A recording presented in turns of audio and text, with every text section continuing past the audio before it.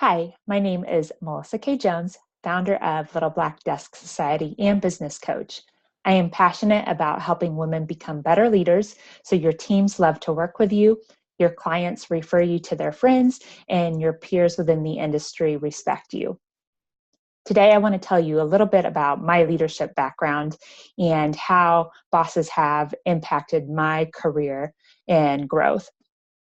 I stepped into my first management position right before my 21st birthday, and there was a big growth curve for me because I was now managing people that were my friends. And so I had to learn very quickly on how to have different conversations and how to set boundaries so that we still maintained respect in our new roles and also still achieved our business goals, and everyone did their best performance.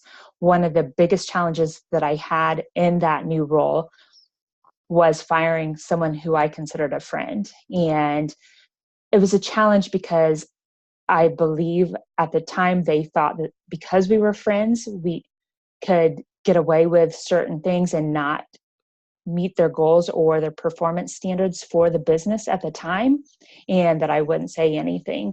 And with that being my first time in a management role and having to have hard conversations, it turned into a situation where I had to let that team member go.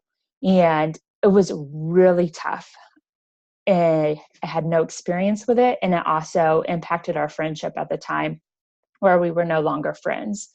And learning a hard lesson that early really impacted my leadership style and how I chose to communicate, and also learning, but it also carried on as I continued into leadership roles even after that company. During that time, I was fortunate to have a really good mentor boss who taught me something that stuck with me throughout my career. And she told me to it's easier to ask for forgiveness than it is for permission when making choices or decisions for the business. She said, as long as the decision I was making was not illegal, didn't cost the company money, and didn't violate any ethics or morals, that I should go ahead and do what's best.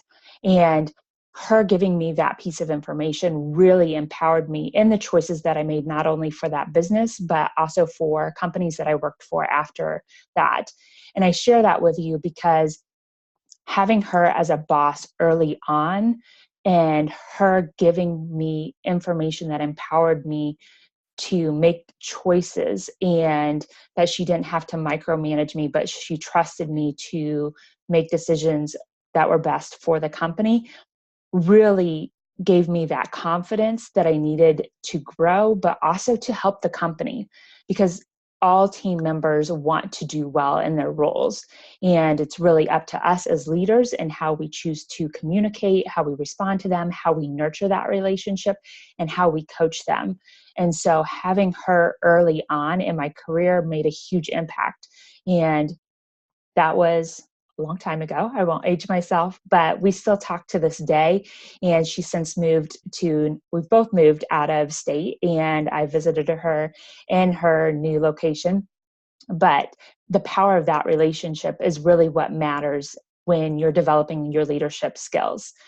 And after her, I went to work for another company. And in my career, I've worked for multiple industries, so property management, retail, new home construction, and health insurance. And they've each provided different experiences to help me grow.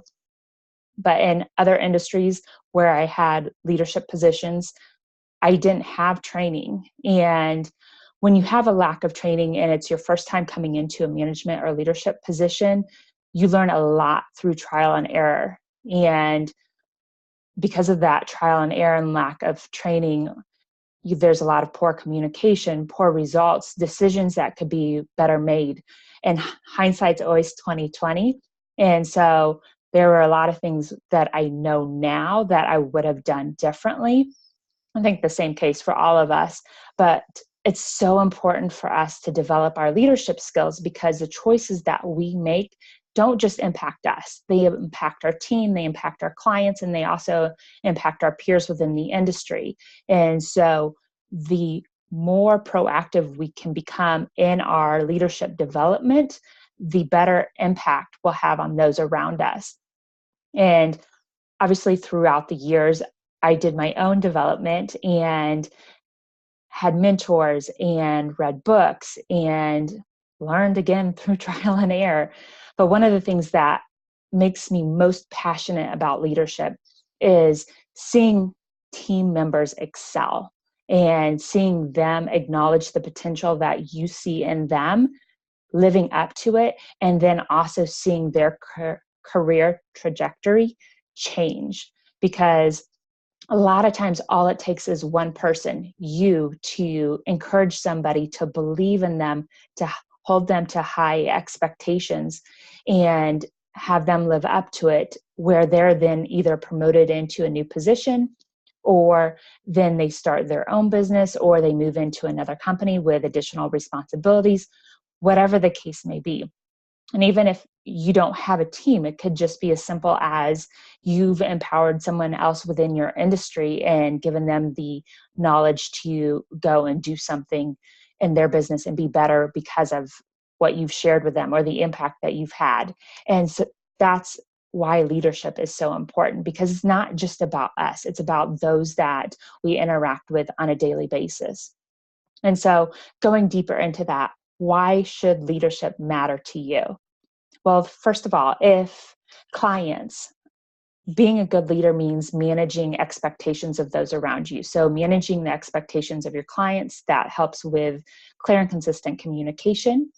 When you have clear and consistent communication, you can build stronger relationships. You get more timely response from your clients. You get better results, and both in the working relationship. So for example, if you're waiting on emails from them, if you're waiting on documents or for them to complete a task, the more you can communicate with them, the better boundaries that you can set up, the better that relationship works. And when they feel a part of the relationship and they feel successful in their role in that relationship, then they become a satisfied customer. And when you have satisfied customers, then they're more apt to refer you to their friends.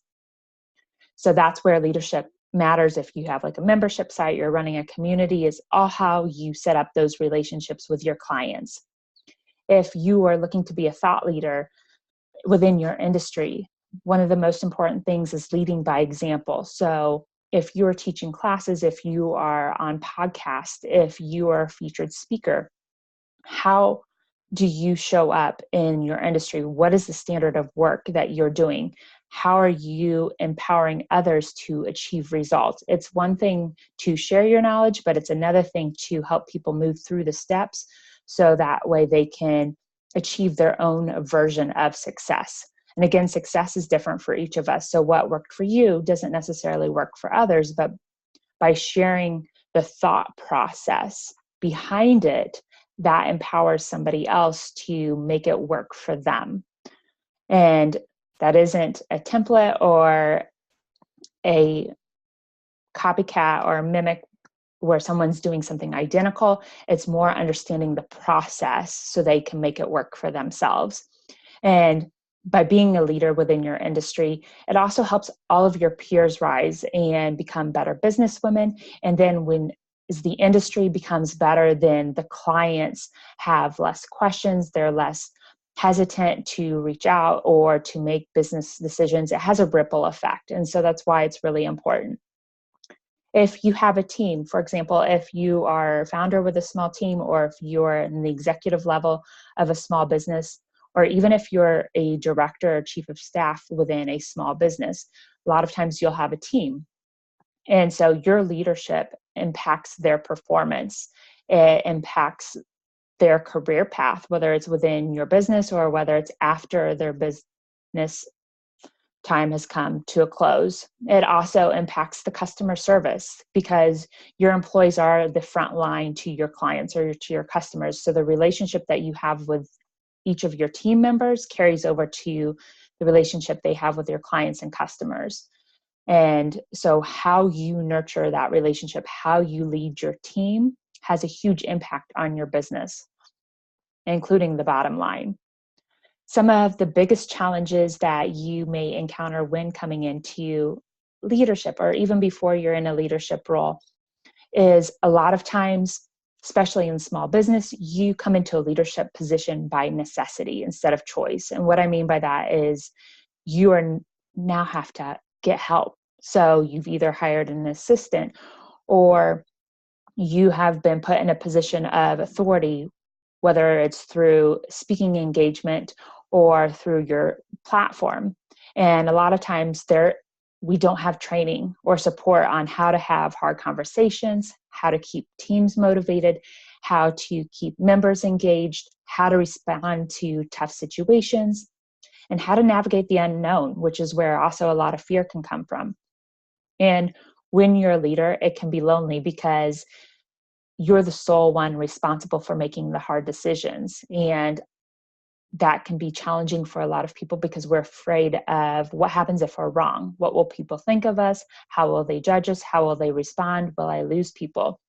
And so that's why a lot of people refrain or pull back sometimes from leadership positions, because of all of the things that it requires you to step into, to grow into, to become a better person so you can better lead those around you. There's nothing wrong with it. It's something that a lot of people encounter. It's, do you want to do that? And is this where you see yourself growing and moving forward in your career path? Another challenge that a lot of leaders encounter, especially within the small business world, is changing our thinking from worker bee to a queen bee. And what I mean by that is, instead of being extremely focused on your work, because most likely you started your business because you're extremely skilled in your craft, and it requires a different mindset shift when then you are leading others, because you have to be able to pull back from your craft and look at the big picture. You have to consider how the choices that you now make for your business impact those that you serve, whether it's your clients, whether it's your members, those within your industry, or even your team members. And changing that mindset of how choices impact others, and now that you're responsible for them, really makes a difference in how you think through different decisions and choices that you'll encounter. And then third, self-awareness and acknowledging limiting beliefs and behaviors. A lot of times we come into leadership positions with certain mindset based off of our experiences with bosses in our previous corporate life, or with other leadership roles in different positions that we've encountered, or even how we were raised, our parents. And we view that as how we should lead team members or our members within communities. And so all of those impact us, and we need to be aware and think through, like, what we've learned and experienced, is it applicable to where I'm at now, or is there a better way to do it in order to best serve those that my business impacts, whether, again, it's your clients, your peers, or your team members. And so looking towards a solution for that, what I really want to encourage you, if you or your business desires to make an impact, to change the world, the most important part starts with the relationships that we develop with those in our daily interactions. And those daily interactions, again, those are with our clients, our team members, with peers within our industry. Like, it's easy to have a big idea and to want to change the world, or be a leader within our industry, but that all starts with a small step each day. How do we show up for those that we interact with? Do we slow down to see them, to hear them, acknowledge them, and to appreciate them on a daily basis? And it can be so easy when we're caught up in our own work that we take people for granted, but it's those daily interactions that really make the difference in leadership and in growing our business. So I'm going to leave you with this. Leadership isn't managing people, it's nurturing relationships to help them become the best version of themselves.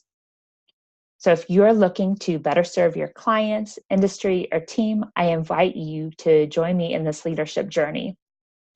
I have leadership masterminds for 5 different stages, depending on where you're at within your business. So I encourage you to select the best role.